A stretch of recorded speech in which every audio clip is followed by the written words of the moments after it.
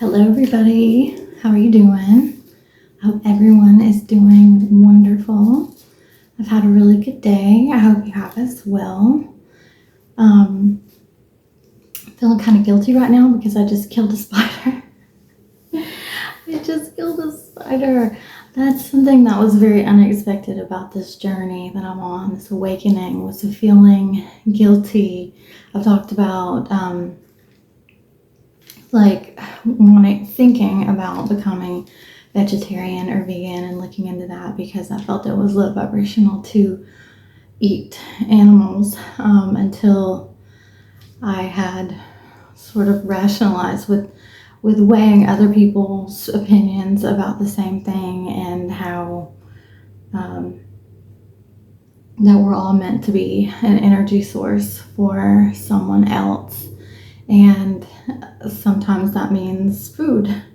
And so I've sort of given up on that idea, but I have trouble killing bugs.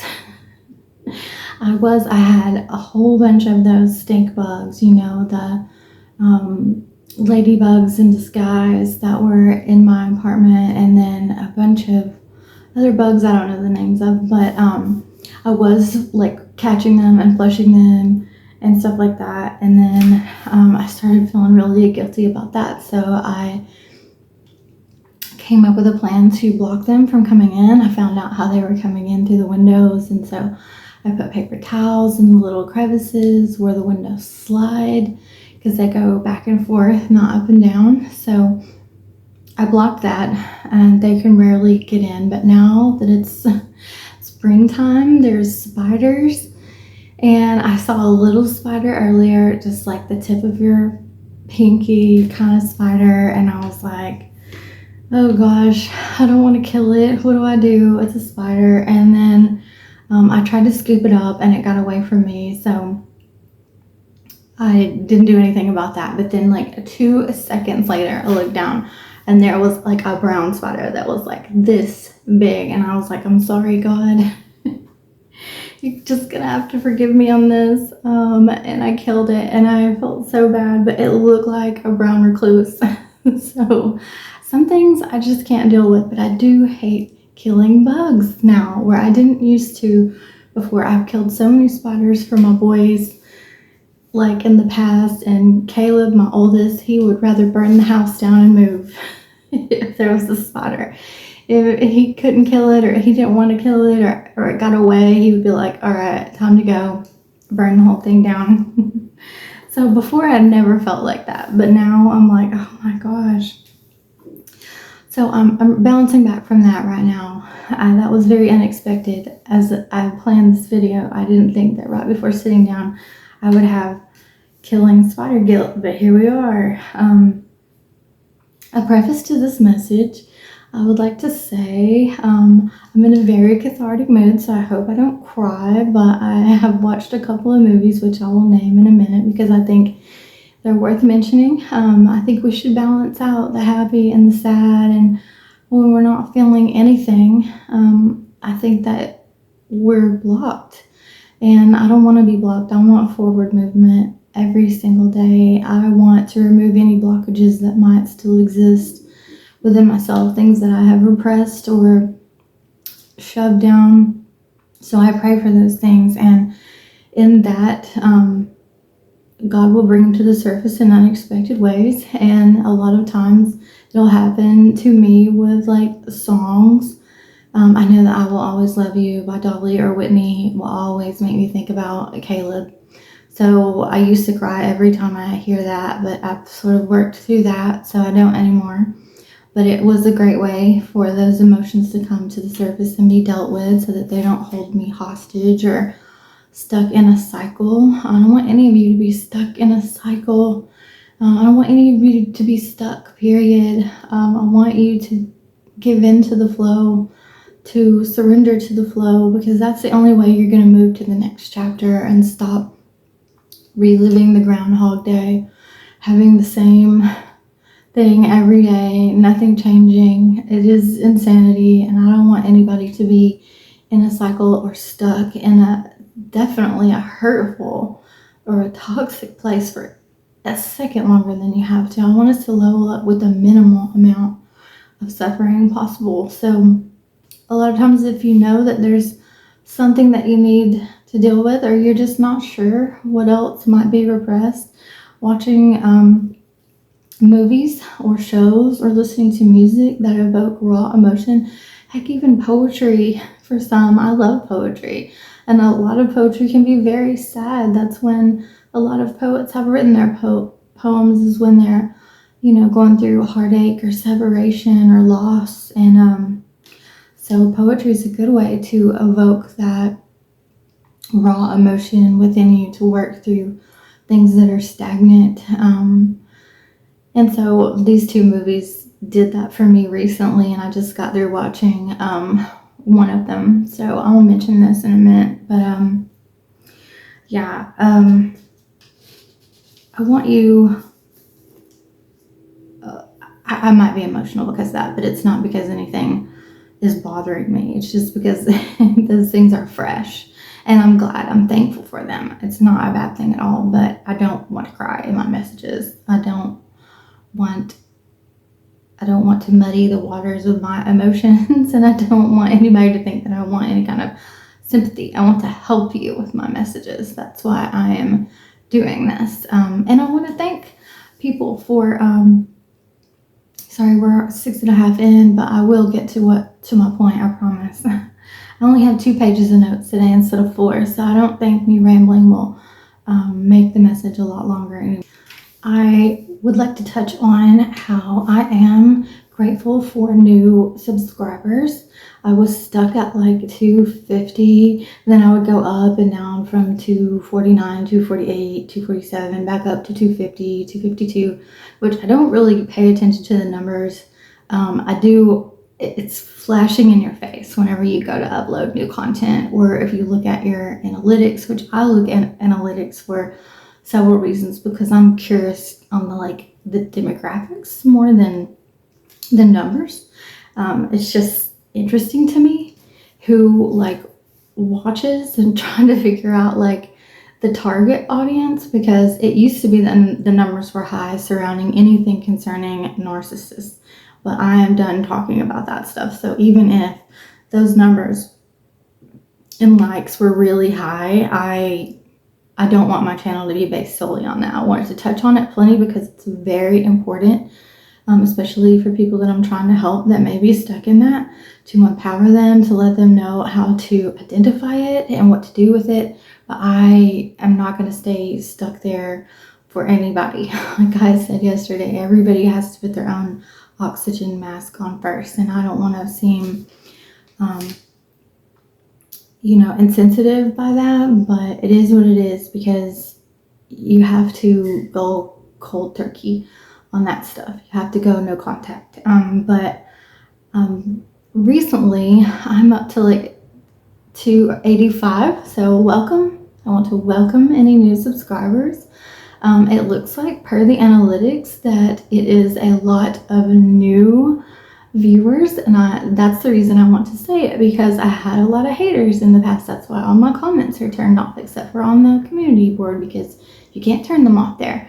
But I am so excited to have anyone new, because I know that if I have recruited, drawn in, interested anyone, however the case may be, to my channel, that they are not here to hate on me, because the haters have been there and they continue to fall off, and I'm grateful for that. But I hope that I can help them too. But anybody new, I feel like, is an authentic, genuine connection, and that's why I want to say welcome. I'm not here for the numbers. I'm not here to go viral. If I do, I'm happy about it, only because I want to reach and teach as many people as possible. It's not about money. But the other things that were interesting about the analytics were, in the last 30 days, the 65 plus community in the age range have far outdone the rest of them. I used to have most of my watchers be in my age range, so around 45, 35 to 45, something like that, whatever that category is, somewhere in the middle. That would be where people lie, but now it has skyrocketed to 65 plus. So I'm welcoming that new analytic. And then the male viewers in the last 28 days, 30 days, whatever it is, has like doubled per the female viewers. And Canada and UK were neck and neck, and now UK has passed Canadians. So welcome to my viewers from across the pond. Lovely jubbly. I listen to a lot of UK channels, and I love when they say lovely jubbly. I love it. It is awesome. Or Ben from Flawless, who says time to stop waffling and get to cracking. I love UK humor and their vocabulary. It's awesome.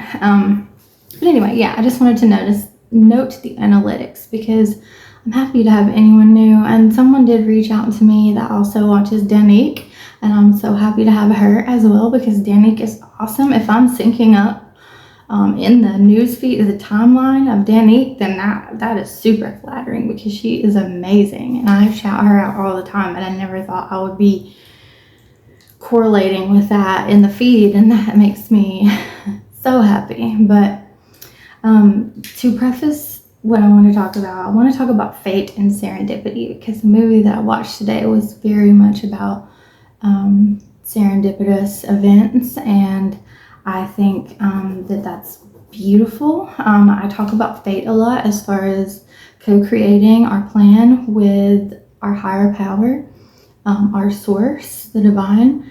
And in doing that, it's very much about a set fate, your destiny, predetermined or inevitable course of events beyond one's control, positive or negative, but implies a sense of destiny that you and your higher power co-create. But because of free will, it leaves space for you creating either, this is important, hell on earth for yourself by resisting and going against the plan and becoming lower vibrational and refusing to elevate and do the work. So that's one option, but it also leaves room for serendipity. Serendipity per, your free will, and then the butterfly effect, lots of things that change the course of events in your life that bring upon unexpected pleasantries. And serendipity, for those that don't know, finding valuable things unexpectedly, discovery of something agreeable that you weren't actively seeking. And when we shift our perspective, I very much believe in the plan that we co-create, but I love that per free will. I would rather choose to find things serendipitous than low vibrational. So that's what I'm choosing to talk about today. We've talked too much about the low vibrations, but the serendipity are the things that are unexpected, that come out of things like if you have, a divine spouse, and that spouse or partner, however you want to say it, if something was planned for you before you incarnated and that person chose to be low vibrational and they in turn attacked you, cheated on you, did all kinds of hurtful, harmful, traumatic things to you, and they aborted said mission, and you just didn't get it together. You aborted, you cut that cord, you canceled that contract, which I feel like very much done, and I'm proud of myself for doing it, because it was hard to do. It was hard to give up on. That's why I spent so much time on it, trying to see someone as the potential that I saw in them, instead of believing what they had shown me many, many times to be, it is what it is, and just getting myself out of that toxic cycle. So now I've shifted my perspective on how serendipitously God will put a new divine partner, a new soulmate. We have several soulmates into my path, and it just opens me up to more possibilities that I didn't even know were out there for me because I had spent so much time and devotion on making something work that I have no control on that other person's actions and behavior. And with control over me and having that emotional maturity and complete complete control over walking away and abandoning that and not giving it any more time. There's a whole lot of things that I have left to experience, and I'm so excited about that. And it will come in the most unexpected ways. God likes to surprise us that way, and it's often when you give up on it. Like, I'm not looking for anything. I'm not trying to date. I'm definitely not on any sites, but that's when things will come out of the blue, much like in this movie that I saw, which is what brings it to the forefront, that that's when it'll land in your lap. Just happy little accidents, happy little things that you didn't think were supposed to happen, but God planned them out to surprise you with. So don't be afraid of God's little surprises, because He is aiming to revive us with things all the time that gives us hope, that gives us love in unexpected ways that we hadn't planned on at all and never could have foreseen in a million years happening for us. And that is what serendipity is all about. Some examples that I wrote down were, finding a lost item, stumbling upon a great opportunity, or discovering a new talent. Now, me doing this channel is, the haters are not going to look at it as talent and I'll be like, girl, get out of here. But it is a talent to me because I am speaking effortlessly to this camera, rarely looking down at my notes. I am healthy, I am happy, I am not shy and withdrawn and completely in my shell. I am comfortable in this setting now. I don't know if I'll ever be comfortable on camera, but it's what it requires for me to reach out and to help others. So I'm going to push through that, and it gets easier and easier every time. But yeah, that's a new talent for me. It's unexpected. It was an opportunity for me to help others that arose from something that kind of like a lotus grows in mud. It's a beautiful thing that came out of something that was seemingly very ugly and very dense. And I think we should all thank God for unanswered prayers.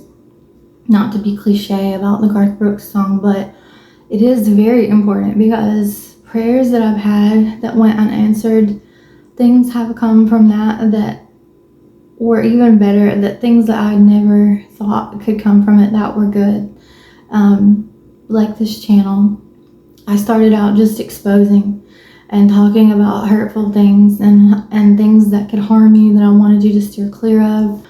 If fate is on the track, it's going to keep moving, and surrender to the flow, surrender to how it was supposed to unfold, because those unanswered prayers were for your benefit. Whether you see it or not, it was for your benefit.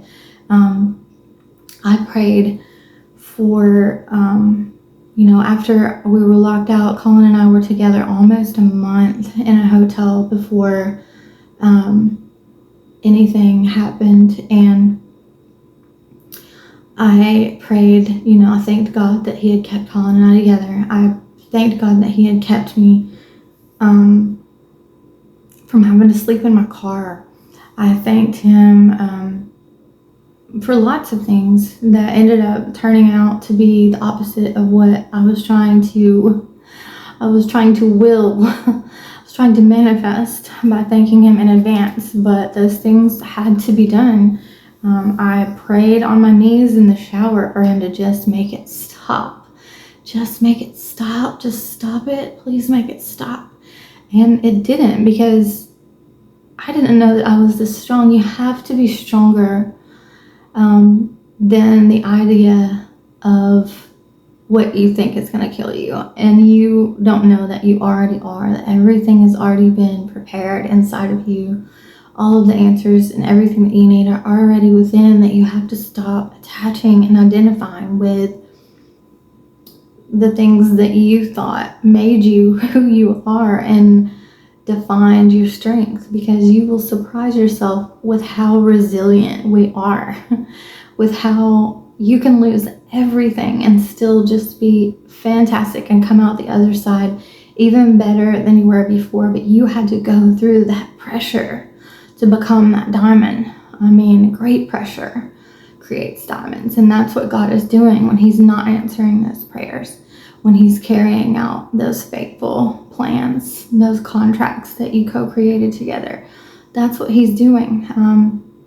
I know people have tried to point out and humiliate me about sleeping in my car when I was camping. I chose to sleep in my car, and I'm very proud of that, because as Olivia,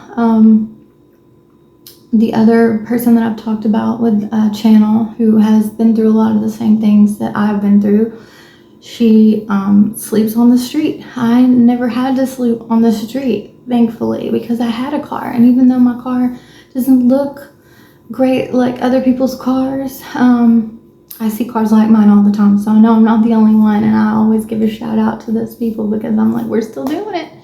It's still pushing through. But I'm so grateful for my car, even though I thanked God to not for not ever having me sleep in my car. I in turn chose to sleep in my car. I had a tent to sleep in, but with discernment, God will let you know what to trust and not to trust. He will lead you through those intuitional gut feelings. The more people that were around me that would come and try to entice me to sleep in my tent. I started not sleeping in the tent because of weather, and there was one flap of the rain thing that didn't have a tie on one side. So if there was a lot of wind and hard rain, the tent would be drenched inside. It was hard to keep rain out. So if it was raining, which we did have a couple of hurricanes that came through Florida, that we had weather that came in from while I was camping. So that, and then a lot of animals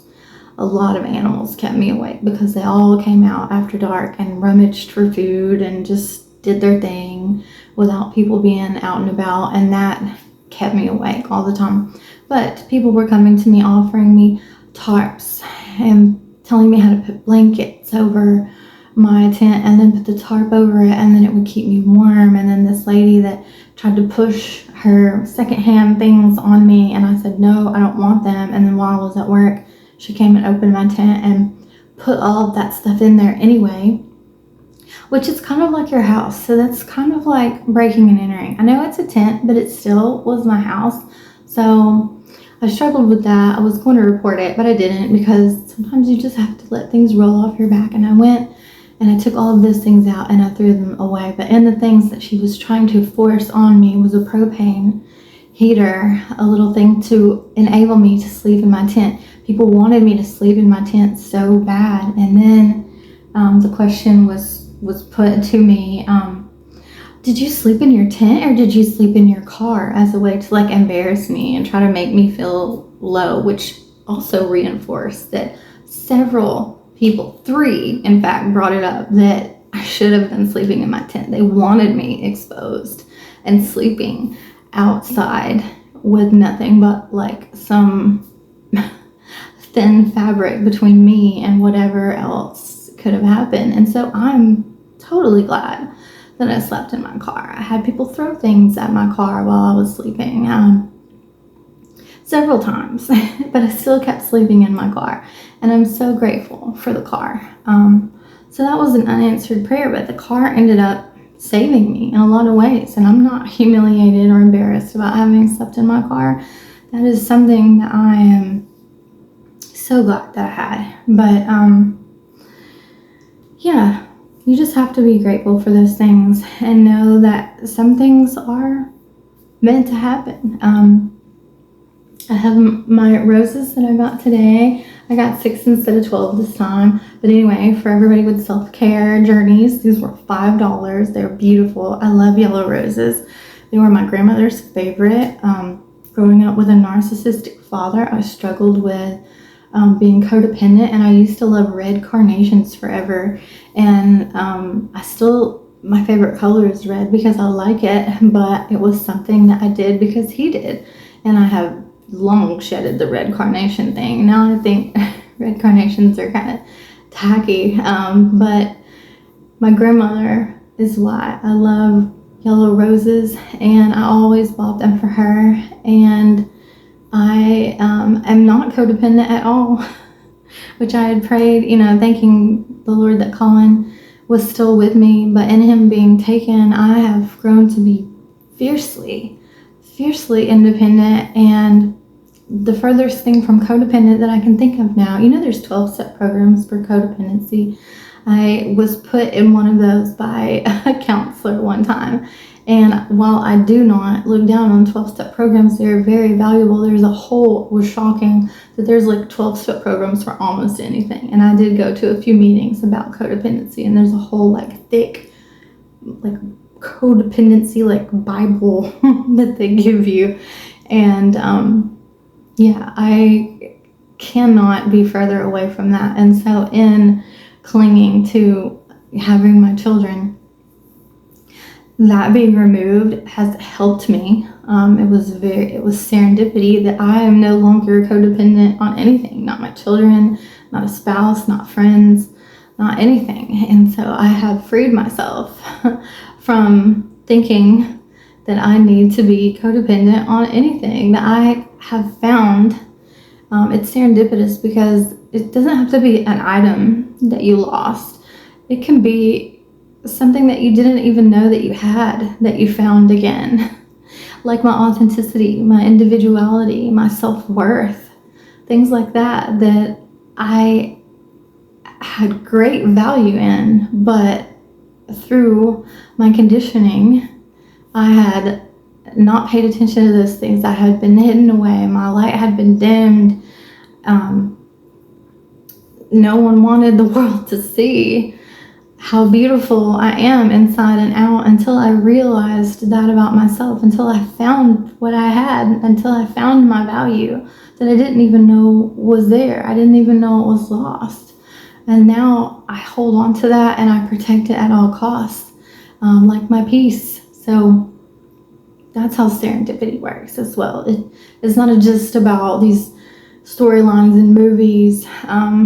You just shift your perspective about anything, and it can be serendipity. Anything that came unexpectedly from something that you had no idea was going to happen, but it brought something that was very valuable. It brought joy, it brought love, it brought anything valuable into your life that you didn't see coming. And that's what an unanswered prayer is. That's what free will is, when you go left on something that was hurtful and traumatic, that God will put these great surprises in your path. And there's so much beauty in that you can't hate on the journey. You can't hate on the hard times, because you see where it led you. You never would have found those things, discovered those things, experienced those things if you hadn't let go and let fate happen and surrender to the flow. And beautiful things come out of that. Beautiful things like the lotus in the mud. These movies that I want to talk about, The Life List, talking about making lists of things that you wanted to do, like even when you were young, and how when you get older you abandon those lists and you go along with what you think society wants you to be, or what your parents want you to be, or you divert from that course, and then you forget what you were aiming to achieve the whole time with your life, based on what your heart was telling you when you were uninhibited, when you were young and just free to dream, free to, let your imagination run wild. And that's often where your authenticity is, where other people shape and mold you via your experiences or their programming, or society does. You just get off track. So The Life Lesson, The Life List on Netflix was really good. But the movie that I watched today was Love at First Sight. And so that's what I'm saying. Serendipity is not always love at first sight and rose-colored glasses and dreamy fantasies and just, the picture perfect definition of serendipity, that it reminds me of other things that were serendipitous along this journey that I'm so grateful for, and they never would have happened. I never would have found them if everything hadn't fallen apart, if there hadn't have been unanswered prayers, that it led me to these things.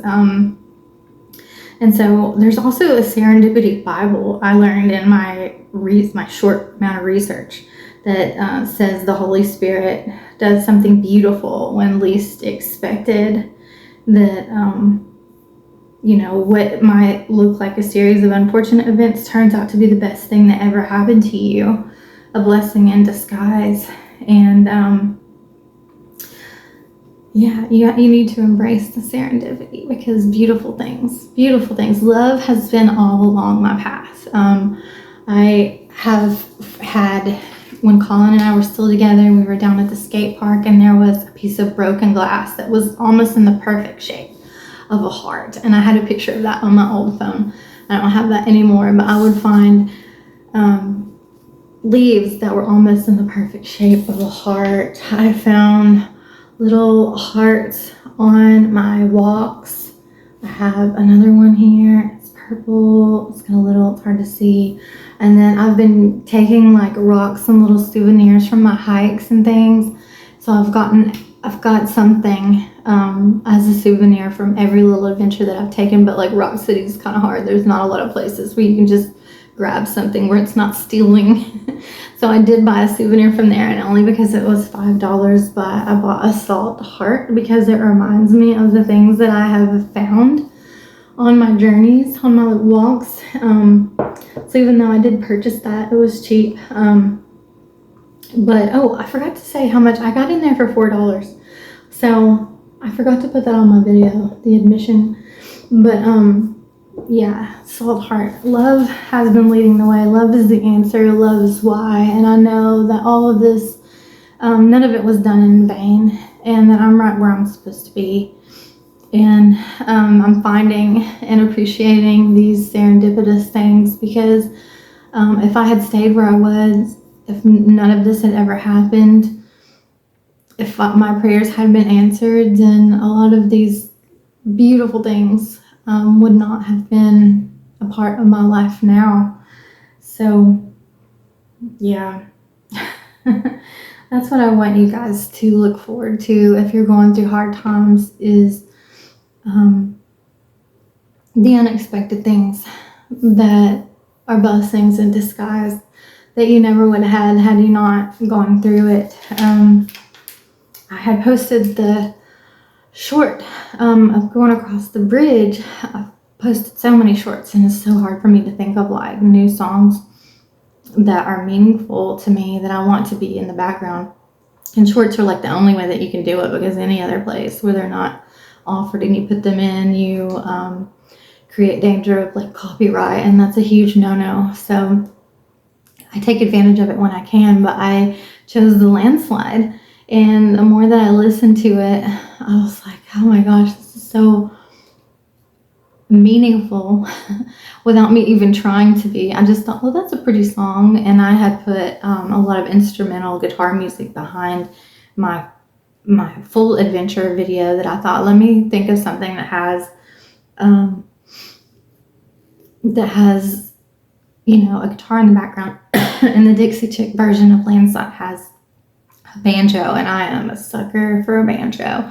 So I put that in there. And in those lyrics, Stevie Nicks wrote, I've been afraid of changing because I built my life around you. I took my love and I took it down. Can I sail through the changing ocean tides? Can I handle the seasons of my life? And in the background of the song, she wrote that it was about a fear of everything crushing down, and the uncertainty of how one will hold things together in pursuit of a dream. And everything did come crashing down. I had to detach from my children, and I definitely chose to do that, and not in the furthest thing from the truth is that I don't want them or I don't love them, but it was used in a way to hurt me. And to take my power back, I had to detach so that no one has control over me but myself. and it was used horribly against me. So I had to detach. I had to detach. It was not a choice. It was a hard choice to make, but it was a choice that I had to make. And I chose to detach from my oldest child a long, long time ago. I saw him on my birthday, whether he knows it or not. And instead of him choosing to be with me in a happy way on my birthday, he chose to do something that was not so nice on my birthday. And yeah, I've long let that go. That's how I knew that things needed to come to the surface, and I started looking for ways to soul cleanse the catharsis, to balance it out. And so I would watch movies that I knew were probably going to evoke that raw emotion, because I knew that, I still have the urge to go to his house. I still have the urge to try to talk to him, to try to, talk some sense into him, to let him know how much I love him, but I can't. I have to detach. It has to be his decision to come back. It has to be his decision to follow my lead. It has to be his decision to do the right thing. That is his choice of his own volition. I have definitely shown how I did things, and everything's documented in case anyone needs a reminder. So,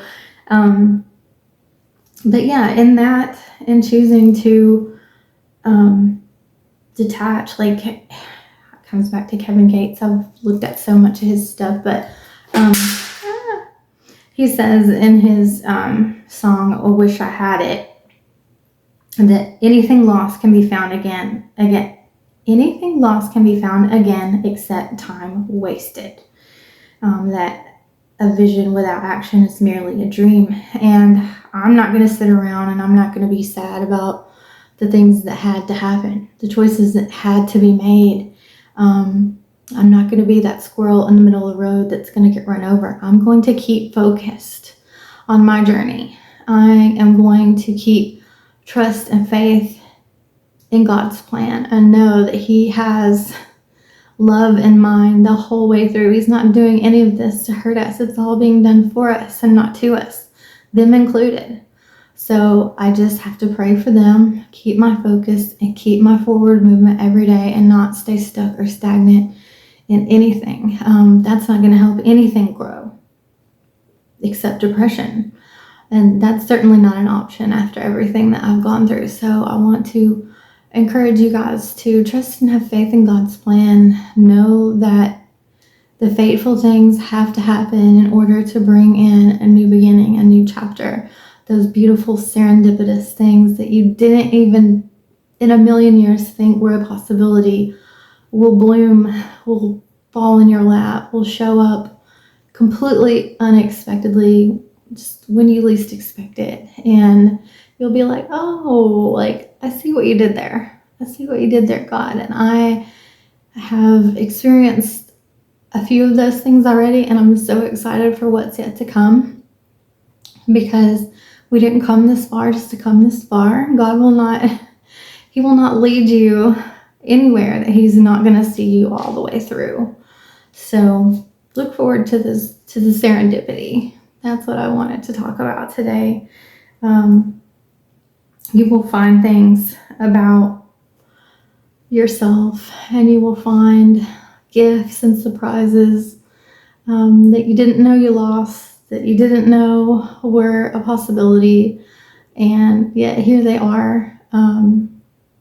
The sunshine coming through the clouds, the rain ending because it can't rain forever. Just know that beautiful things are on the horizon. You just have to go through the storm, through the fateful storm, because the only way out is through. I love you guys. God loves you, and you're never, ever alone. I'll see you later. Bye.